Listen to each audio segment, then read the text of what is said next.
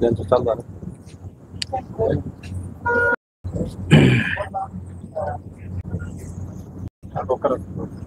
सर्वांना जय शिवराय. संघर्ष योद्धा मराठा योद्धा मनोज जरांगे पाटील यांचं आमरण उपोषण आंतरवाली सराटी या ठिकाणी चालू आहे. आज चौथा दिवस आहे. पोटात अन्नाचा कण नाही आणि थेंबभर बी पाणी नाही. आणि आपण जे म्हणतो 18 पगड जातीचा आपल्याला पाठिंबा आहे, सहकार्य आहे. दलित समाज, मुस्लिम समाज, धनगर समाज, आदिवासी 18 पगड जातीचा आपण म्हणतो. आपण बघू शकतो या ठिकाणी दलित चळवळीचे नेते योगेश केदार, हे पण मनोज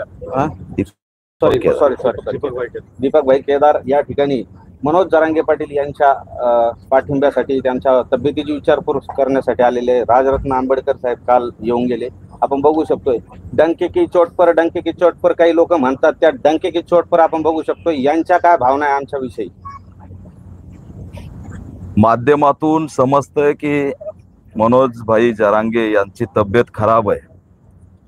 मनोज दादा अतिशय अस्वस्थ असल्याचं समजल्यानंतर मी तात्काळ त्यांची भेट घ्यायला आलोय आणि मी स्वतः आता त्यांना भेटलोय.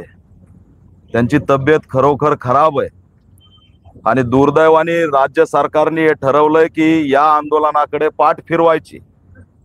कसल्याही पद्धतीने या ठिकाणी मंत्री, आमदार, पालकमंत्री कुणीही भेटायला आलेला नाही. आज 4 दिवस झालं मनोज दादा जरांगे यांनी अन्नाचा कण सुद्धा आणि पाणी सुद्धा घेतलेलं नाही. मला कुठंतरी या राज्य सरकारचं षडयंत्र दिसतंय आणि विशेष करून देवेंद्र फडणवीस यांचं षडयंत्र दिसतंय की बामणी काव्यातून मनोज दादा जरांगेंचा घातपात करण्याचा हा प्रयत्न आहे का, हा प्रश्न सुद्धा आज मी आंतरवली सराटीतून विचारतोय. कारण या ठिकाणी 4 दिवस झालं तरी कुणीही भेटायला आलेला नाही. एक आंदोलक मराठा समाजाच्या शोषितांच्या मागण्यांसाठी या ठिकाणी तडफडतोय, पण त्याला भेटण्याची तसदी सरकार घेत नाही. मुख्यमंत्री एकनाथ शिंदे सुद्धा भेटत नाहीत. पण दुसरीकडे लाडली बहीण योजनेच्या सभा घेत ते फिरतायत आणि समग्र महाराष्ट्रातल्या एका मोठ्या समूहाचं नेतृत्व करणाऱ्या मनोजदादा जरांगेंना या ठिकाणी तडफडताना ते बघतायत. तरी सुद्धा या आंदोलनाची आज दखल घेतली जात नाही. आणि येणाऱ्या काळात हे जे काही आज सुरू आहे ते या सरकारला महागात पडल्याशिवाय राहणार नाही, हा इशारा सुद्धा या माध्यमातून मी आज देतोय. प्रति आंदोलनाची गरज काय? या आंतरवरी सराटीमध्ये जे 2 प्रति आंदोलन सुरू आहेत ते दोन्ही प्रति आंदोलन हे देवेंद्र फडणवीस यांच्या इशाऱ्यावरती सुरू आहेत.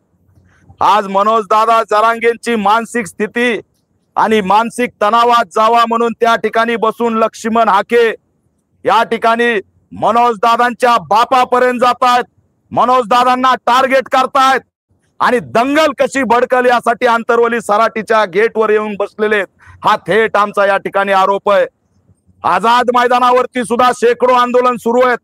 ते आझाद मैदानातले शेकडो आंदोलन सुद्धा आंतरवली सराटीत येणार आहेत का, हा प्रश्न मी राज्य सरकारला विचारतोय.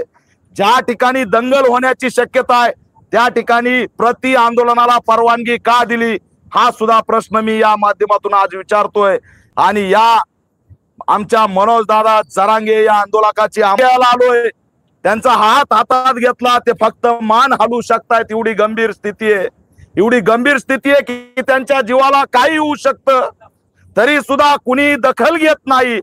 आणि मनोज दादा जरांगे यांच्या राजकारणाला अडसर झालाय की काय, अशी स्थिती या ठिकाणी तयार झालेली आहे.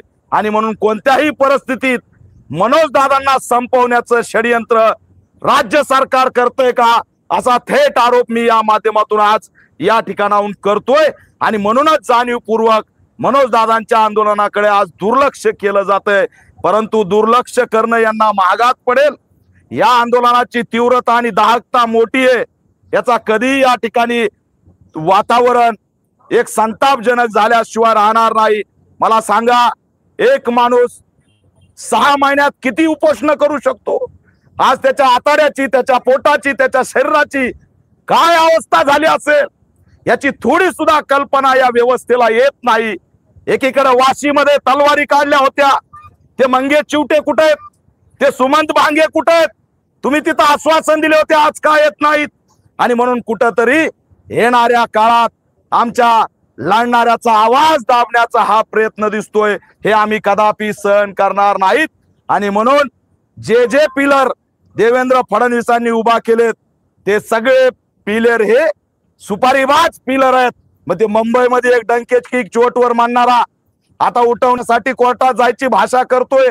अरे कोर्टात जाणार, कायदा सगळं आम्ही मान्य करतो, कायदा मान्य करतो, म्हणूनच मनोज दादा आंदोलन करतोय. म्हणूनच संविधान हातात घेऊन डॉक्टर बाबासाहेब आंबेडकरांनी दिलेल्या हक्क अधिकाराच्या माध्यमातून या ठिकाणी त्यांना न्याय देण्याचा प्रयत्न करतोय. परंतु संविधानाच्या माध्यमातून न्याय देत असताना या ठिकाणी जाणीवपूर्वक त्यांचा आवाज दाबण्याचा प्रयत्न सुरू झालेला आहे. बार्शीला आंदोलन सुरू आहे, ते सुद्धा फडणवीसच्या इशाऱ्यावर सुरू आहे. आंतरवली सराटीत जे सुरू आहे ते सुद्धा फडणवीसच्या इशाऱ्यावर सुरू आहे.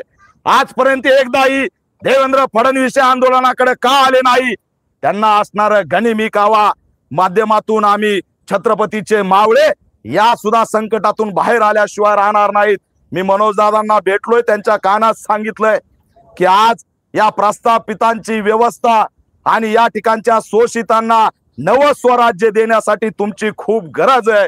त्याच्यामुळे तुम्ही टिकलं पाहिजे, तुम्ही स्वतःला जपलं पाहिजे. आणि हा आजचा लढा नाही तर अनेक वर्ष हा लढा चालणार आहे. तो लढा खांद्याला खांदा लावून हा भीमसैनिक तुमच्या दिल्याशिवाय राहणार नाही, हे सुद्धा या माध्यमातून मी जाहीर केलंय. आणि पुन्हा एकदा मोठं आव्हान करतोय की देवेंद्र फडणवीस असतील, एकनाथ शिंदे असतील, अजित पवार असतील, मनोज जरांगेंना एकटं पाडू नका. मनोज दादा जरांगेंना एकटं पाडू नका. मनोज दादा बोलत नाही म्हणून लक्ष्मण हाकेला काही बोलायला लावू नका. या ठिकाणी समाजामध्ये मोठा संताप आहे, एवढा इशारा सुद्धा मी देतोय. आपल्याला या माध्यमातून मी जाहीर करतो की आज एका आंदोलकावरती काय अवस्था आणलेली आहे. एक तर त्याच्यावरती वैयक्तिक हल्ले करून त्याला मानसिक तणावात घातलं जातंय. आज त्या व्यक्तीला स्वतःबद्दल अशा स्थितीत नेऊन घातलंय की ते आज पाणी सुद्धा प्यायला तयार नाहीत. वेळोवेळी आश्वासन दिले, त्यांच्या मागण्या मान्य केल्या जात नाहीत. असंच झालं होतं 8 वर्षापूर्वी, 10 वर्षापूर्वी हैदराबादला रोहित यमुलांनी डॉक्टर बाबासाहेब आंबेडकरांचा फोटो घेऊन त्या ठिकाणी उपोषण सुरू केलं. त्याला न्याय दिला नाही, त्याची संस्थात्मक हत्या झाली. इथं सुद्धा देवेंद्र फडणवीस तुम्ही रोहित यमुलाचा पॅटर्न राबवणार आहेत का? आणि आमच्या मनोज दादाचं नैसर्गिकरित्या काही बरं वाईट करणार आहेत का? हा आरोप सुद्धा या माध्यमातून लावतोय.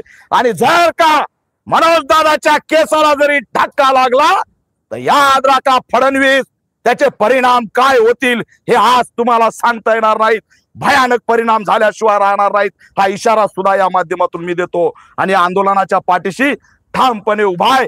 मनोज दादा पुन्हा उभा राहतील आणि या शोषितांचा लढा आपल्या खांद्यावरती घेऊन लढतील, अशी पूर्ण आशा मला या ठिकाणी वाटते. दादा, मराठा समाजाला आरक्षण मिळण्यासाठी प्रसंगी माझा जीव गेला तरी बेहतर, परंतु मी 1 इंचही मागे हटणार नाही असे जरांगे पाटील म्हणता.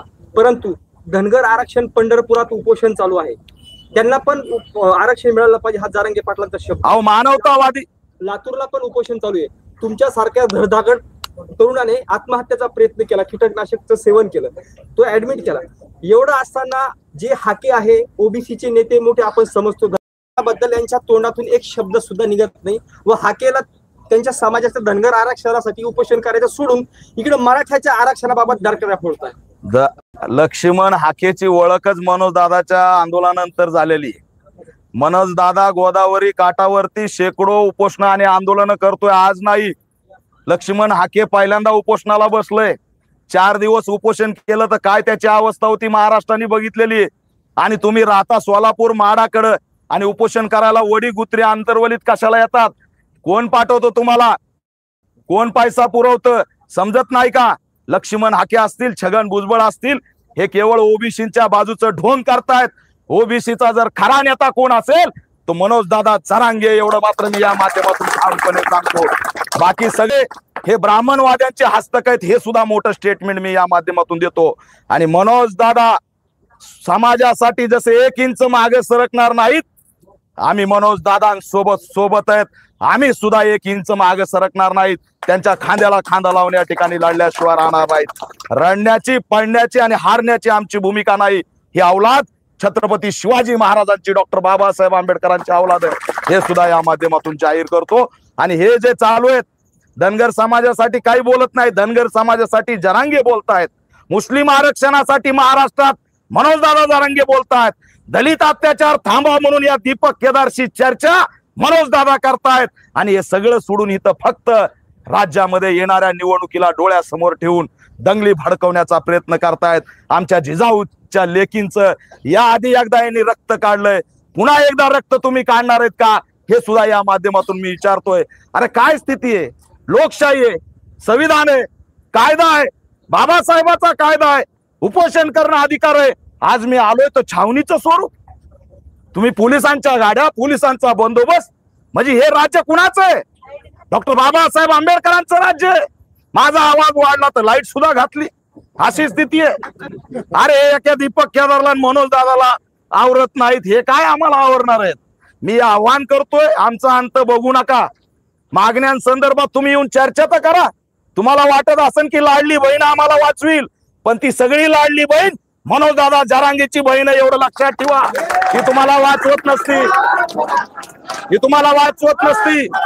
तुमचे 1500 घेऊस तर आम्हीच त्यांना सांगितलंय गर्दी करा. एकदा आले की तुम्हाला 15 दिवसांनी ह्याच बहिणी का हिसका दाखवितात ते बघा. कारण सगळ्यात जास्त त्यांचं प्रेम मनोज दादावरती आहे आणि आंदोलनावरती आहे.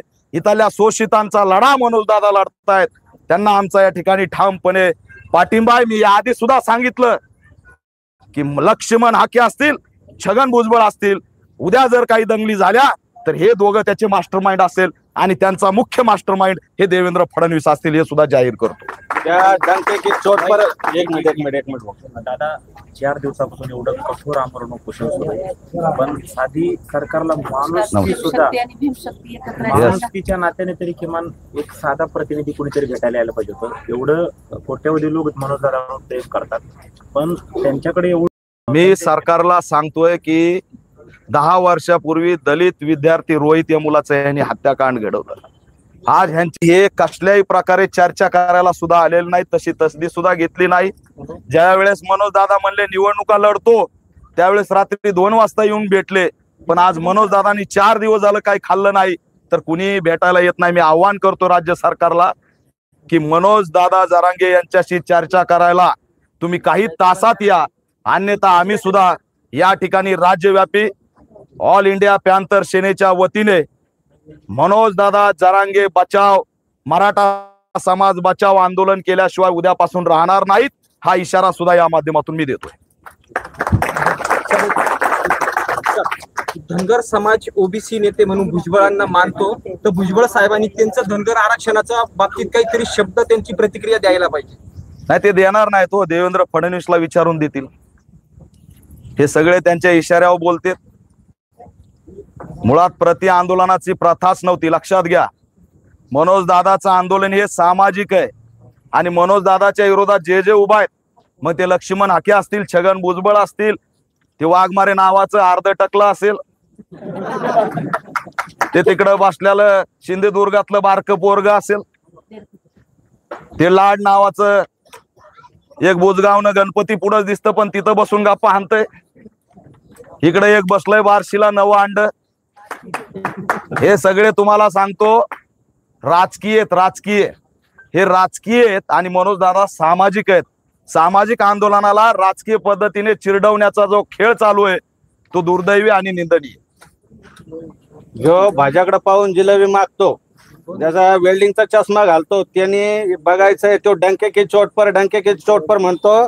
आज बघू शकतोय तो जातीमध्ये भांडणं लावण्याचं काम करतोय. आमच्याकडे लाखो वकील आमच्याकडे आहेत, हा एकटा आमचे लोक त्यांना डोकं लावत, आमचं शांततेचं आंदोलन चालू आहे. त्याची चूक नाही हो, फडणवीसांनी सांगितलं की ते पळत आहे, त्याची काय चूक नाही. आणि ह्या हाकेला पण सांगतोय, आता त्यांच्यात बी 2 गट पडलेत म्हणे, त्यांच्यात बी श्रेयवादाची लढाई. या ठिकाणी दोन मंडप चाललेले, त्यांच्यामध्ये 2 गट पडलेले आहे आणि त्याला सांगोल्यातून उभा राहायचं असेल, त्याला माहितीये 3 ते 4 हजार मतदान त्याला लोकसभेला पडलेलं आहे आणि इथं तो स्टँड करण्यासाठी येत आहेत. पण सर्वसामान्य गरजवंत मराठी मनोज जरांगे पाटील यांच्या पाठीशी खंबीरपणे. तुम्हाला विचारायचं काय बसले होते, त्यांचा कंबर बारीक झालंय, भाई म्हणे मी उठू शकत नाही, चलू शकत नाही, काय वेदना होत आहेत मला. बेल्ट लावल्याशिवाय माणूस उभा राहत नाही, 2 लोकांनी धरल्याशिवाय उभा राहत नाही, आज मुंडकं हलवल्याशिवाय दुसरं काही करत नाही. तर तुम्ही म्हणजे किती अंत बघणार आहेत? या चर्चा करा, चर्चाचे दरवाजे उघडे आहेत ना. कुणाला नाकारलंय? तुम्ही येऊन इथं चर्चा तर करा. तुम्ही तिथं तलवारी घेतल्या वाशीला, ते मंगे चिवटे होते, सुमन भांगे होते, मुख्यमंत्री होते. आज काय झालंय? लाडकी बहीण वाचवलं असं वाटतंय का? ही लाडकी बहीण मनोज दादाची बहीण आहे, एवढं लक्षात ठेवा. कुणी तुम्हाला वाचवणार नाही. आणि म्हणून आज मी या ठिकाणी आलोय. ही आमची सामाजिक आघाडी आहे. जिजाऊच्या लेकी, जिजाऊंचे भाऊ यांच्या डोळ्यात पाणी आहे. ही प्रति आंदोलनाची काय प्रथा आहे? मग आझाद मैदानावर पण शेकडो आंदोलन आहेत. त्यांना मी सांगू का इथं येऊन बसा, तुमच्या मागण्या मान्य होतील? मनोज दादाने आंदोलन केलं की प्रति आंदोलन करायचं. ही परंपरा झाली तर उद्या कुणाचाच न्याय मिळणार नाही. प्रत्येकाला अडवण्याची परंपरा होईल. आणि तुम्ही तिथं बसून भडकाऊ बोलताय, बापावर बोलताय, शिव्या घालताय का? तर हा समूह भडकाव हे भडकणार नाही. ही लढाई आम्ही जिंकत आलेलोय. भडकून आमचा खेळ खंडोबा आम्ही करणार नाहीत. आम्ही जिंकल्याशिवाय थांबणार नाही. ती आमची या ठिकाणी तुम्ही अनेक समजा महाराष्ट्रामध्ये मराठा समजा बौद्ध समाजाचा वाद असेल, मराठा मुस्लिम वाद, असे अनेक वाद पेटवले जातात. हे कुठेतरी थांबवण्यासाठी संघर्ष होते मनोज जरांगे त्यांनी पाटील पाठीमागे अॅट्रॉसिटीचा खडा टाकून बघितला. ते आमचं एक बसलेलं आहे डंके की चोटवर. ते म्हणलं अॅट्रॉसिटी मराठा समाजाने केली. अॅट्रॉसिटीवर सगळ्यात जास्त लढणारा मी आहे. मी जर जाती काढल्या ना यांच्या पळता भोई होईल. मराठा किती येतं कोण किती मला माहिती आहे. ते लक्ष्मण हाकेने सुद्धा पाठीमागे म्हणे की श्वेत पत्रिका काढा अॅट्रॉसिटीची. जेव्हा मी धमकी दिली लक्ष्मण हाके तुला महाराष्ट्रात फिरू देणार नाही, तेव्हा ते ठिकाणी आले पुन्हा नाव घेतलं नाही. उलट मनोज दादा आणि आमच्या आघाडीमुळे मराठवाड्यात जाती अत्याचारामध्ये कमी आलेली आहे. आणि आमच्या भूमिकेमुळे काही मागे काही फिरत होते लोक, त्यांनी बौद्ध आणि मराठा वाद लावण्याचा प्रयत्न केला. पण आमच्या चळवळीमुळे या ठिकाणी आम्ही ही दंगल होऊ दिली नाही आणि हा सामाजिक सलोखा ठेवला. आज तंगलान नावाचा पिक्चर आलाय, सगळ्यांनी जाऊन बघावं आणि म्हणजे कळेल की मराठा आणि बौद्धांचं काय नातं आहे. यांनी आम्हाला जे काय घोषित केलेलं आहे, आमचं नातं हे खूप जुनं नातं आहे, मावळ्याचं नातं आहे. आणि ही लढाई नव्या स्वराज्याची लढाई आहे. ही लढाई नव्या स्वराज्याची लढाई आहे. हे नवं स्वराज्य संविधानाच्या माध्यमातून आम्ही उभा करतोय. मनोज दादांनी नीट व्हावं. मनोज दादांची गरज आहे. आज या सगळ्या प्रस्थापितांना आणि इथल्या ब्राह्मणवाद्यांना जर कुणी नडू शकतो तर तो फक्त मनोज दादा असू शकतो, एवढं लक्षात ठेवा. आणि म्हणून आम्हाला त्यांची गरज आहे. जर आमच्यावरती जे शोषण होते, अत्याचार होतोय, मुस्लिमांवरती ज्या दंगली होत्या, ती रोखण्याची धमक आणि सामाजिक सलोखा आणि मानवता नांदवण्याची धमक फक्त मनोज दादा जरांगे मध्ये आहे. आणि म्हणून आम्ही त्यांना असणार या ठिकाणी वाचवण्यासाठी, दादाला विनंती करण्यासाठी की तुम्ही स्वतःला सांभाळा. तुमची खूप गरज आहे. पूर्ण महाराष्ट्राला गरज आहे. अनेक आट्रापगड जातीला गरज आहे. आणि पाणी प्यावं, हा लढा मोठा करावा, ह्याच आत्मीयतेने मी या ठिकाणी आलोय.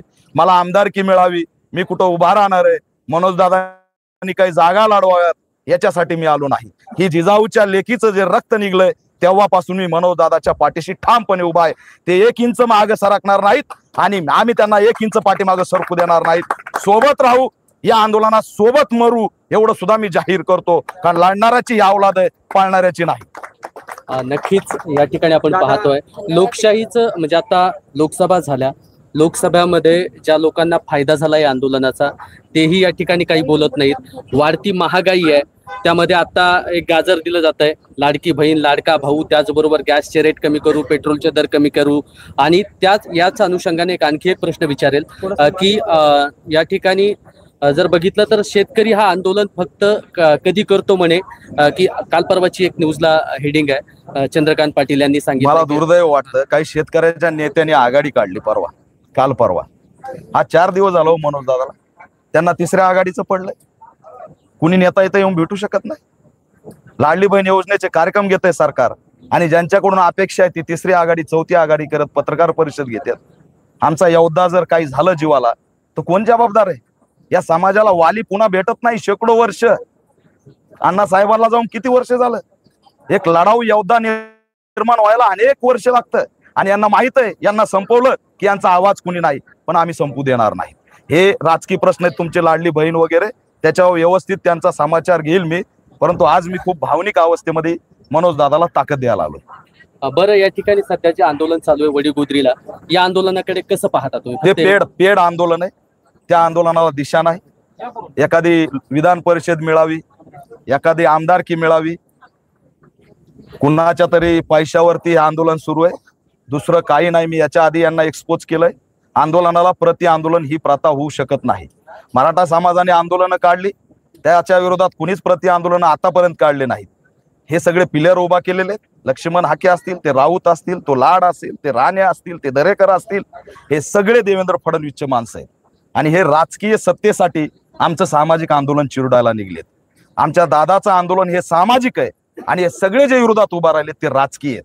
एक सामाजिक आंदोलन राजकीय लोक मिळून उद्ध्वस्त करायला गेलेत आणि यांचा मास्टरमाइंड देवेंद्र फडणवीस आहे.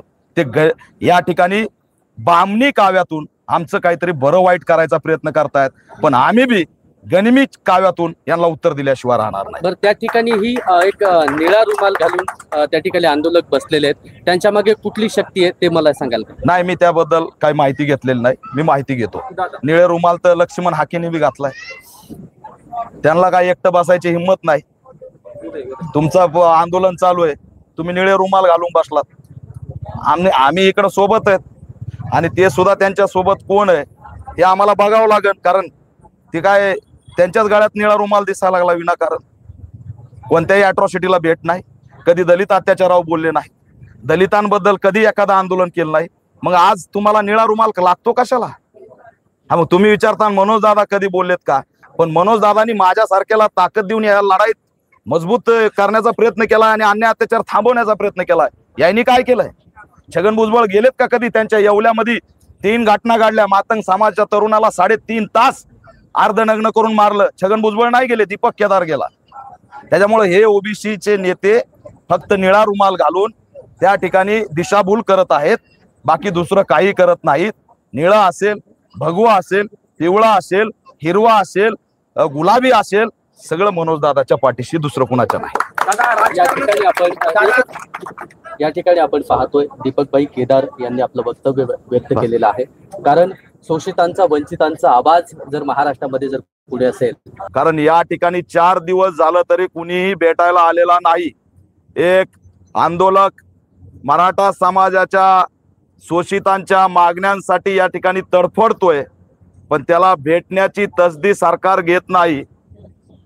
मुख्यमंत्री एकनाथ शिंदे सुद्धा भेटत नाहीत.